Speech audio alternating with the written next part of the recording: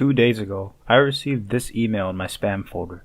The subject of the message was one of the passwords to my accounts, although I do not really recall which one. Naturally, someone having their password exposed immediately in an email would be scary, but there are more layers to this email.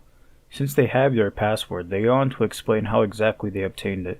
They describe how there was malware on a pornography website you recently visited that allowed them to gain remote access to your computer and place a keylogger on it. Then, when you supposedly entered your password, they received it through the keylogger. Furthermore, they also make the bold claim that the remote desktop application they used allowed access to both your screen and webcam, allowing them to create a video of you supposedly masturbating to pornography. As all of this is very shocking information, they proceed to threaten to show the video they created to all of your Facebook and Messenger contacts. Keep this in mind for later.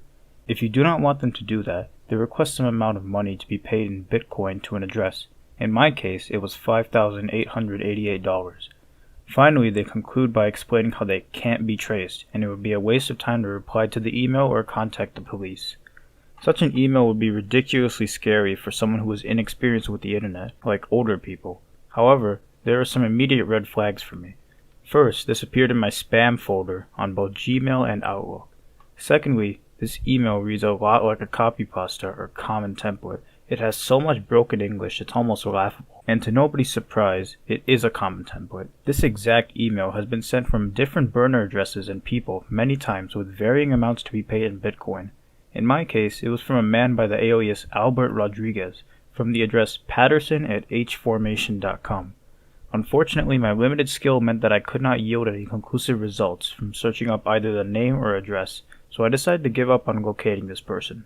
Another red flag that set me off immediately was the mention of Facebook and Messenger. I do not use Facebook or Messenger, so there was no way that this person could have my information or contacts. So what does all of this mean? Well, this is obviously a scam, specifically a sextortion with password email scam. Virtually none of the claims made by the sender in this email are true, meaning that none of the threats made hold any water. However, the sender does have a password in mind. How could this be a scam? Well, obtaining passwords to accounts is rather easy nowadays. There may have been a data leak on one of the services where you were using the password. In my case, I was using the password the scammer sent on Google and Microsoft. But yet another red flag for me was that by the time the email was sent, my password was different on both services. I actually received another email exactly like this one nearly a month ago, but this one was from a different sender named Jesse Perez of the address page@motoyugi.com. That time, the exact password was provided and the exact same threats were made, but even then that was not my current password. That time, the scammer demanded $2,738 in Bitcoin to a different address. Digressing a bit here, searching up the Bitcoin addresses yielded that Jesse Perez had yielded zero profits from this terrible scam, thankfully. There were 4 people who reported this address for being a scam, with 3 of the 4 outlining the exact same template I received. Albert Rodriguez's address also showed that he had earned nothing, as he rightfully deserved. However, none had reported his wallet to be fraudulent. Just in case, I have decided to report both wallets to www.bitcoinwhoswho.com. It is also possible that both addresses have ceased operations, although this would not make sense as I received Albert's email only a few days ago. Anyways, the data leak would have provided many scammers valuable information so that they could email you with your own password, adding legitimacy to their scam.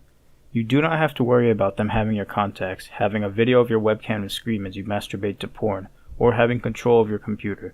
Just ignore this message and carry on with your day. However, I would recommend changing your password.